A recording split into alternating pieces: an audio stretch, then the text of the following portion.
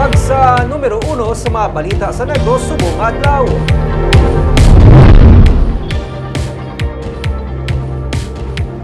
Reggae singer sa Bacolod nga si Kokoy Baldo patay sa makabunggong iya motorsiklo sa truck nga may karga sang tubo kay nasang kaagahon. Suno sa mga residente nga natabuan sa matabo ang aksidente, hindi ininhauna nga tion nga may naaksidente sa makurbada nga dalan. May report sa Romeo Subaldo.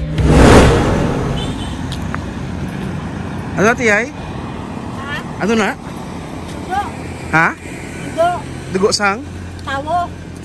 Naksidente? Oo na. Samtang nagabutlak ang adlaw, masako na si Teresita Egay sa pagtampok sang bala sa karsada sa may circumferential road sa may Purok Active sa Barangay Mandalagan sa Bacolod City.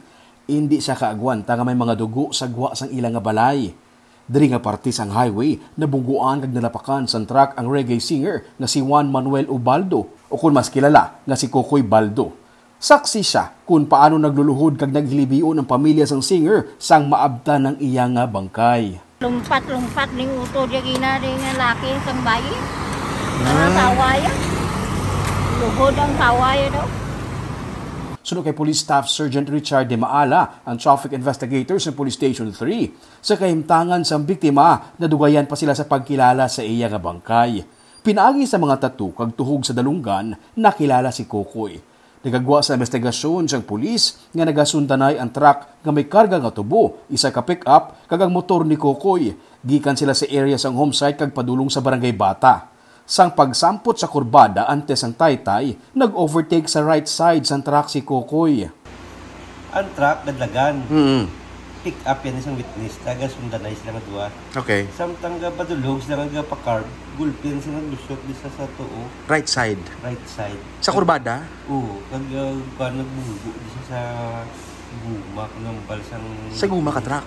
Oo. Kag nalapakan sa... Ang driver, may yakabatay sa truck. Ah, wala pa sa kabalo. Why siya yakabalo? Kay ginlagas sa panisa sang pick up.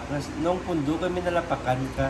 Wala makahibalo ang driver sa truck nga si Beneflor Gargaceran nga may nabungguan kag nalapakan siya nga tawo. Ginlaga siya sa pick-up kag ginpahibalo sang driver. Suno sa mga residente nga nagapuyo sa igad sang dalan, si Kokoy ang ika-3 na nga patay nga ila nakita sa sini nga lugar. Masami nga may nagakatabo nga aksidente diri kay magluwas nga nagakurbada kag dulhugon ang dalan, wala pa sang suga.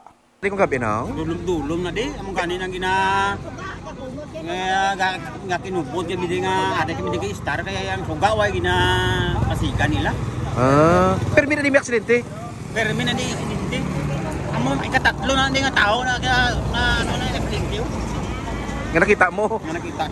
Malapit na lang kuntani si Kokoy sa ilang balay sa natabo ang aksidente. Si Kokoy ang mas nakilala pagid sa The Voice Season 2 nga singing contest sang 2014.